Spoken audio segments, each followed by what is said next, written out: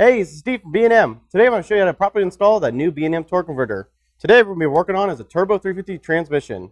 Now before putting on that new torque converter, you want to make sure you clean and inspect your front pump seal. This is the time to go ahead and change it before installing that new torque converter. Now when you put in the new torque converter in, you want to make sure you fill it up with 1 quart of transmission fluid so you don't burn it up and start it up dry.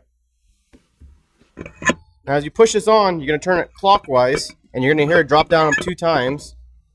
By hearing the second click, you will know that the torque converter is properly seated into the pump. If not, you may cause damage to the transmission or the torque converter. Okay, we're going to measure the depth of the torque converter, make sure it's properly seated. We're going to measure from the face of the bell housing to this little foot pad that bolts onto the flex plate. So it should be 1 inch, and we are exactly 1 inch. Now we know our torque converter is properly seated into the pump.